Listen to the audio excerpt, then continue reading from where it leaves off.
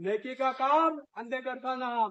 अंधेकर मत म्हणजे विकास कामाला मत. बघा मला कसं आणलेलं लोकशाहीमध्ये, हे लक्षात घ्या. मी उमेदवार आहे, उमेदवार दरोडे पण नाहीये. नेकी का काम अंधेकर का नाम.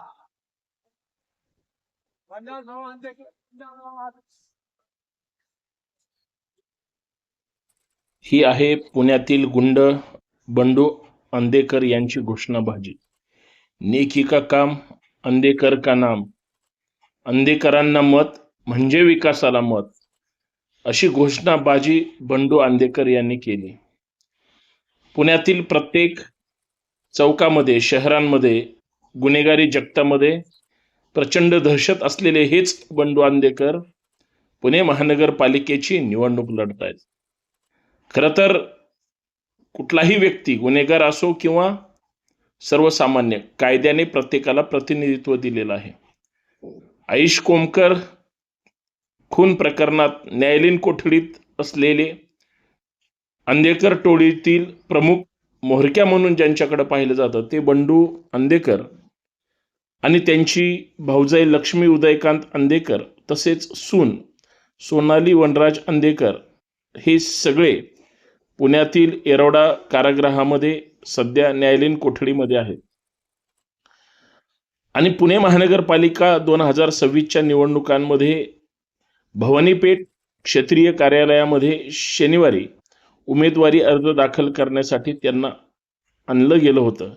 यावेळी बंडू अंधेकर यांनी प्रचंड घोषणाबाजी केली आणि आपण पाहिलंच, ज्या बंडू अंधेकरांची प्रत्येक रस्त्यांवर पुणे शहरामध्ये प्रचंड मोठी दहशत आहे.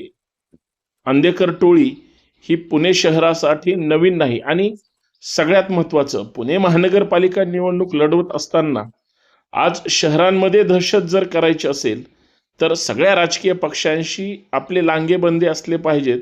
आणि त्याच पद्धतीनं बंडू अंधेकरांशी सुद्धा महाराष्ट्रात सत्ताधारी असणारा एक प्रमुख पक्ष यांच्याशी त्यांचा चांगला घरोबा आहे. म्हणजे बंडू अंधेकर किंवा त्यांच्या परिवारातील जी मंडळी आहे ती राष्ट्रवादी काँग्रेस पार्टीकडून त्या ठिकाणी उमेदवारी अर्ज भरून त्या ठिकाणी आपलं राजकीय अस्तित्व टिकवण्यासाठी प्रयत्न करतात. परंतु एखाद्या गुन्हेगाराला अटक केल्यानंतर किंवा एखाद्या व्यक्तीची हत्या झाल्यानंतर, कारण बंडू अंधेकर यांच्या मुलाची अर्थात वनराज अंधेकर यांची सुद्धा हत्या झाली, ती आईश कोमकर यांच्या घरातील लोकांकडून झाली. आणि मग त्याचाच बदला म्हणून आईश कोमकर यांची सुद्धा त्याच पद्धतीनं हत्या करण्यात आली. एकमेकाचा बदला घेण्यामध्ये या ठिकाणी गुन्हेगारी जगतामध्ये वेगळं सांगायची गरज नाही. परंतु असे गुन्हेगार यांना कशा पद्धतीनं निवडणूक लढवता येते या विषयाकडे आपण थोडं लक्ष देऊया. कारण कोणत्या कायद्यानुसार जेलमध्ये असताना सुद्धा निवडणूक लढता येते का, येऊ शकते का, या सविस्तर गोष्टी आपण या व्हिडिओच्या माध्यमातून पाहणार आहोत. कारण पुणे शहरामध्ये ही सगळी मंडळी आपल्या आपल्या गुन्हेगारी जगताचे बादशाह म्हणून ज्या पद्धतीची दहशत करतात, परंतु माननीय पोलीस आयुक्त असतील किंवा पोलीस प्रशासन असेल यांनी सगळ्या गुन्हेगारांना कशा पद्धतीनं वेगळ्या वेगळ्या गुन्ह्यामध्ये अटक करून मोक्कापर्यंत कारवाई केली. परंतु निवडणुकीच्या निमित्तानं या लोकांना कशा पद्धतीनं कोणत्या कायद्यानुसार निवडणूक लढवता येते हे आपण पाहण्याचा प्रयत्न करू. Representation of the people act 1951 अर्थात लोकप्रतिनिधी अधिनियम 1951 नुसार कलम 8 अपात्रता अर्थात 2 वर्षापेक्षा जास्त शिक्षा होऊन जर दोषी ठरलेला व्यक्ती असेल तर शिक्षा चालू असताना आणि सुटकेनंतर 6 वर्ष निवडणूक लढवता येत नाही. म्हणजे काही गोष्टी आपण ह्या समजून घेतल्या पाहिजेत. फक्त जर आरोपी असेल, अंडर ट्रायल जर व्यक्ती असेल किंवा दोषी ठरलेला नसेल तर असा व्यक्ती निवडणूक लढण्यास पात्र असतो आणि पात्र आहे.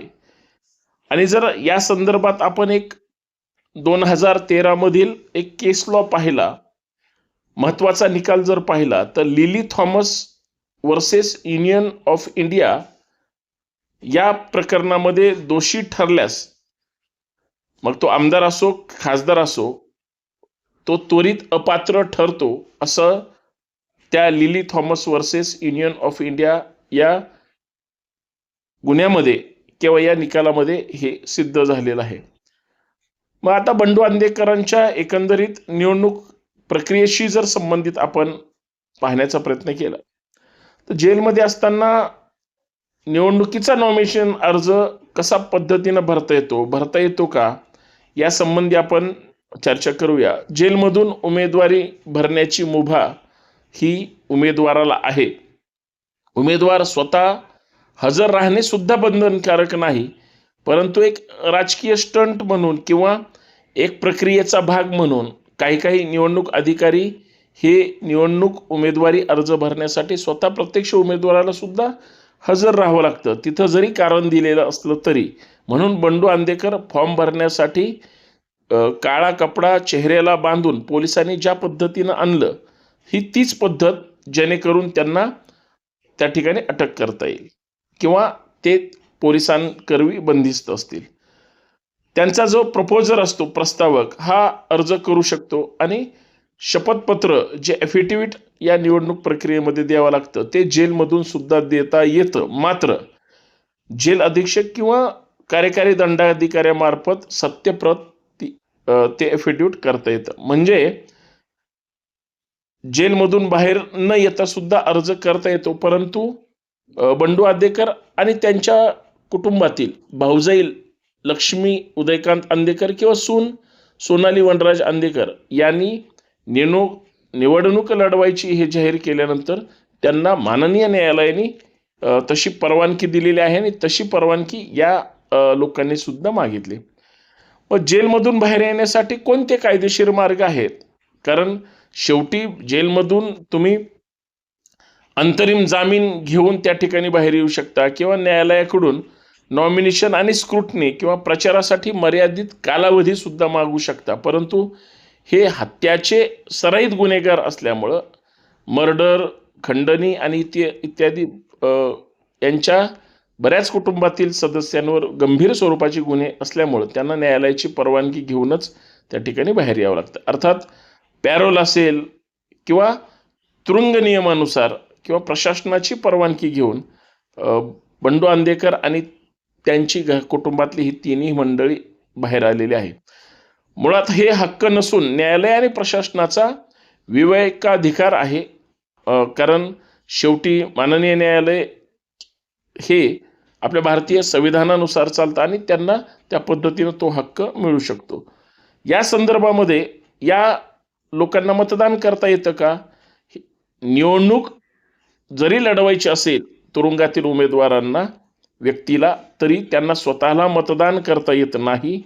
कारण representation of the people act 1951 section 62(5) या अंतर्गत जर एखादा व्यक्ती जेलमध्ये कैद असेल मग तो शिकस्त अर्थात सेंटेन्स असो किंवा पोलीस कस्टडीमध्ये असेल तर तो मतदान करू शकत नाही. कारण त्याला मतदानाचा कुठलाही हक्क नाही. तो निवडणुकीमध्ये उमेदवार म्हणून उभा राहू शकतो परंतु तो मतदान करू शकत नाही. कारण जेलमध्ये पकडले किंवा तुरुंगात ठेवले गेले म्हणजे मतदान मिळणार नाही हे तितकंच खरं असतं. अन्यथा सगळेच जेलमधील व्यक्ती हे मतदान करण्यासाठी बाहेर पडू शकतात. बेल जामीन मिळाल्यास मतदान करण्यास परवानगी असते कारण तो जेलमध्ये नसतो. किंवा प्रिव्हेन्शन डिटेक्शन विशेष कायद्याअंतर्गत असलेले काही वेळा मतदान करण्यासाठी सुद्धा तरतूद केली जाते. ही महत्वाधिकाराची गरज संविधानात तशी मूलभूत अधिकार जरी नसला तरी रिप्रेझेंटेशन ऑफ ॲक्ट नुसार मध्ये या कायद्यानुसार आपल्याला तशी मुभा त्या ठिकाणी देण्यात आलेली आहे.